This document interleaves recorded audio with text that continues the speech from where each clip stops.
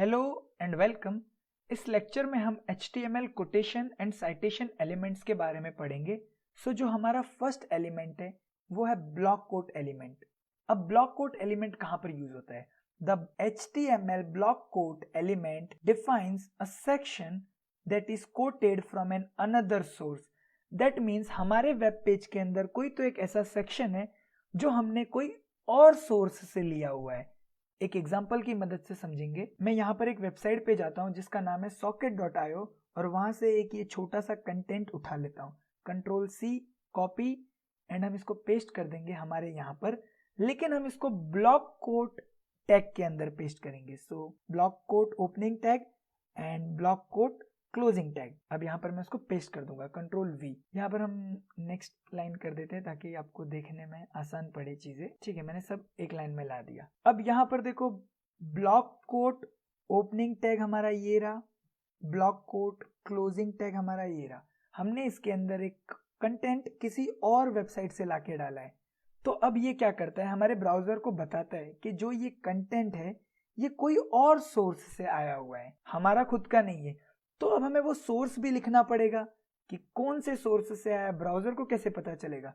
तो उसके लिए हम यहाँ पर लिखेंगे एक एट्रीब्यूट जिसको कहते हैं site attribute, CITE, site attribute. And यहाँ पर हम उस वेबसाइट का जहां से हमने ये कंटेंट उठाया है उसका लिंक डाल देंगे। देखो, साइट एट्रीब्यूट जो होता है वो हमेशा ओपनिंग टैग में लिखते हैं हम। तो यहाँ पर https://www.socket.io, Ctrl+S सेव करेंगे और हम जब पेज को रिफ्रेश करेंगे तो यहाँ पर जो ये आपको कंटेंट दिख रहा है ये हमने ब्लॉक कोट के अंदर लिखा हुआ वाला कंटेंट है।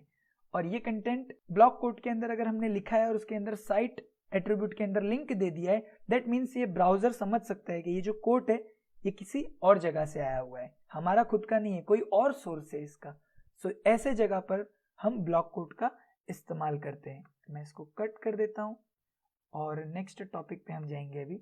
जो हमारा नेक्स्ट टॉपिक है वो है शॉर्ट कोट, जिसको हम Q से डिनोट करते हैं। अब शॉर्ट कोट क्या करता है? The HTML tag defines a short quotation. अगर कोई एक छोटा सा कोट लिख रहे हैं हम, कोटेशन, तो हम Q टैग के अंदर लिखेंगे। एग्जाम्पल देखते हैं एक। मैं यहां से कॉपी कर लेता हूं एक छोटी सी लाइन और इसको हम अपने स्ट्रक्चर के अंदर पेस्ट कर देंगे, HTML स्ट्रक्चर के अंदर नेक्स्ट लाइन, सो दैट आपको आसानी से दिख सके। अब देखो, मैंने यहाँ पर क्या किया है, मैंने P टैग का इस्तेमाल किया है, पैराग्राफ टैग, क्योंकि मैं कुछ लिख रहा हूँ इसके लिए। लेकिन अगर आप ध्यान से देखोगे तो यहाँ पर मैंने ये जो कंटेंट है इसको मैंने Q टैग के अंदर लिखा है, ठीक है, कोटेशन के लिए। अब देखो, मैं इसको अगर Ctrl+S करता हूँ और पेज को रिफ्रेश करता हूँ तो आप देखोगे बिल्ड से लेके नेचर तक दोनों साइड में डबल इन्वर्टेड कॉमा है, जो कि मैंने यहाँ पर नहीं डाले हैं। तो जब हम लोग शॉर्ट कोट लिखते हैं उस टाइम पे हम Q का इस्तेमाल करते हैं, ठीक है, इसी को कहते हैं शॉर्ट कोट टैग। अब जो हमारा नेक्स्ट कंटेंट है वो है abbreviation. The HTML abbreviation text defines an abbreviation like HTML, CSS, Mr., Doctor, ASAP, ATM, etc. Abbreviations means क्या? जब हम लोग शॉर्ट फॉर्म यूज करते हैं। फॉर एग्जाम्पल, इसको भी हम एक एग्जाम्पल की मदद से समझेंगे। मैं यहाँ पर एक पैराग्राफ टैग लिखता हूँ, P opening tag and P closing tag. अब अगर हम लोग इसके अंदर लिखते हैं, शॉर्ट फॉर्म यूज करने वाले हैं हम यहाँ पर, the WHO was founded in 1948। अब हमने यहाँ पर क्या किया, WHO शॉर्ट फॉर्म यूज किया। अगर मैं इस पेज को रिफ्रेश करता हूँ तो देखो ये सिंपली डिस्प्ले हो रहा है, लेकिन ब्राउजर को कैसे पता चलेगा कि WHO शॉर्ट फॉर्म है और उसका फुल फॉर्म क्या है? तो उस चीज के लिए हम यूज करेंगे एब्रीवेशन टैग। हम एब्रीवेशन टैग को कुछ इस तरह से लिखते हैं, ABBR ओपनिंग टैग जो शॉर्ट फॉर्म है उसके स्टार्टिंग में, और उसके एंडिंग में closing tag, ABBR closing tag. अब हम अगर इसको सेव करते हैं एंड रिफ्रेश करते हैं, एक और चीज हमें डालना पड़ेगा यहाँ पर, जो कि है हमारा टाइटल। टाइटल मीन्स हम इसके अंदर फुल फॉर्म लिखेंगे उसका, ओके। WHO का फुल फॉर्म क्या है? World health organization control S. अब मैं अगर पेज को रिफ्रेश करता हूँ और मैं इसके ऊपर माउस को लेके जाता हूँ WHO के ऊपर, तो देखो वहां पर दिखा रहा है वर्ल्ड हेल्थ ऑर्गेनाइजेशन। सो इस तरह से हम एब्रिविएशन टैग का यूज करेंगे जब हम किसी भी शॉर्ट फॉर्म को अपनी वेबसाइट में इंट्रोड्यूस करते हैं, एंड उसका फुल फॉर्म हम टाइटल एट्रीब्यूट में लिख देंगे। सो मैं इसको डिलीट करता हूँ एंड नेक्स्ट टॉपिक पे जाते हैं हम। Control S and refresh. आपको जब भी आप कुछ भी चेंजेस करते हो नोटपैड में तो कंट्रोल एस करना चाहिए ताकि वो सेव हो जाए और फिर रिफ्रेश करना है। सो नेक्स्ट टॉपिक है हमारा address tag. The HTML address tags define the content information for the author, owner of a document or an article। आप अगर अपनी वेबसाइट में कोई भी डॉक्यूमेंट डालते हो और कोई भी आर्टिकल डालते हो तो वो आर्टिकल किसने लिखा है, सो उसका इंफॉर्मेशन होना चाहिए। कंटेंट इंफॉर्मेशन आप लिखोगे ना, रिटन बाय दिस, विजिट एग्जाम्पल.com, इस तरह से। तो वैसी चीजें लिखने के लिए हम एड्रेस टैग का यूज करते हैं। सो मैं एक छोटा सा कंटेंट कॉपी कर लेता हूँ यहाँ से। अब मैं यहाँ पर एड्रेस टैग लिखूंगा, opening tag and closing tag, and इसके बीच में हम अपना कंटेंट डाल देंगे। Okay, control S. एंड मैं जब रिफ्रेश करता हूँ तो जनरली जो चीजें हम एड्रेस टैग के अंदर लिखते हैं वो इटैलिक में डिस्प्ले होती है। ओके, सो इस तरह से आपने बहुत सारी वेबसाइट में देखा होगा, इस तरह से इटैलिक में लिखा रहता है कि written by John blah blah, visit at example dot com. Okay, so वो कैसे लिखा जाता है, by using address tag. So next हमारा है साइट। अब देखो यहां पर ये जो साइट है ये टैग है, और हमने जो यहाँ पर ब्लॉक कोड के अंदर साइट देखा था वो हमारा एट्रीब्यूट था। वहां पर हम क्या कर रहे थे, साइट एट्रीब्यूट के अंदर कुछ तो लिंक दे रहे थे। ओके, इस तरह से हम उसके अंदर लिंक दे रहे थे, वो हमारा एट्रीब्यूट हो गया।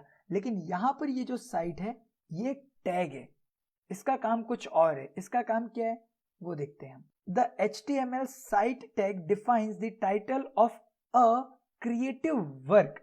अगर कोई भी क्रिएटिव वर्क है और उसका जो टाइटल है वो डिफाइन करता है साइट टैग। सो किस तरह से, अगर मैं यहाँ पर अपने HTML पेज के अंदर लिखता हूँ साइट टैग का यूज करूंगा, पहले हम पैराग्राफ टैग को यूज करेंगे, P opening tag and P closing tag. अब हम अगर इसके अंदर लिखते हैं you can win, you can win, ये एक बुक का नाम है बाय शिव खेरा। ओके, सो यहां पर क्या किया मैंने, एक बुक का नाम है जो कि यू कैन विन है, और वो किसने लिखा है, बाय शिव खेरा। अब मैं इसको कंट्रोल एस करके, अब अगर मैं रिफ्रेश करता हूं तो यहां पर देखो you can win by Shiv Khera normally display हो रहा है, बट क्रिएटिव वर्क है ना, क्या जो बुक है यू कैन विन वो एक क्रिएटिव वर्क है, वो किसने लिखा है, शिव खेरा ने। तो उसको डिस्प्ले करने के लिए हम साइट टैग का यूज करेंगे, ओपनिंग साइट टैग जो क्रिएटिव वर्क है उसके पहले, एंड उसके बाद में क्लोजिंग साइट टैग। अब जब मैं कंट्रोल एस करके इसको रिफ्रेश करता हूं तो देखो इटैलिक में हो जाएगा। दैट मीन्स कि यहां पर जो यू कैन विन है वो एक क्रिएटिव वर्क है, और किसने लिखा गया है उसको, बाय शिव खेरा। सो इस तरह से हम क्रिएटिव वर्क को लिखने के लिए साइट टैग का यूज करते हैं। सो जो हमारा फाइनल है इस टॉपिक का वो है बाय डायरेक्शनल ओवरराइड। इसका फुल फॉर्म है बाय डायरेक्शनल ओवरराइड, BDO का। अभी जो बाय डायरेक्शनल ओवरराइड टैग है ये कहां पर यूज होता है, this text will be written in right to left. अब देखो इसके अंदर जो भी मैं टेक्स्ट लिखूंगा BDO के अंदर, ये मैं आपको लिख के ही दिखाऊंगा तो आपको समझेगा, कोड करके यहाँ पर। सो हम यहाँ पर लिखते हैं पहले paragraph tag, opening paragraph tag and उसके बाद क्लोजिंग पैराग्राफ टैग। अब मैं इसके अंदर लिखता हूं 1 2 3 4 5, कंट्रोल एस एंड रिफ्रेश, तो ये 1 2 3 4 5 आ रहा है। अब मैं इसको डाल देता हूं BDO टैग के अंदर, BDO tag opening tag, and यहां पर लिखूंगा BDO क्लोजिंग टैग। अब मैं इसको कंट्रोल एस करके रिफ्रेश करता हूं तो भी कुछ चेंज नहीं होगा, लेकिन अगर मैं इसके अंदर डालता हूं dir जो कि एक एट्रीब्यूट है, और वहां पर लिखता हूं right to left, RTL right to left, और अगर मैं इसको सेव कर देता हूं तो देखो जो सीक्वेंस है वो चेंज हो गया। 5 4 3 2 1। दैट मीन्स कि जो हमने लिखा है वो राइट टू लेफ्ट डिस्प्ले होगा। अब अगर मैं इसको वापस चेंज कर देता हूं, left to right, control S and refresh, तो ये नॉर्मल हो जाएगा। ठीक है, इस तरह से BDO का बाई डायरेक्शनल ओवरराइड का यूज होता है। Thank you.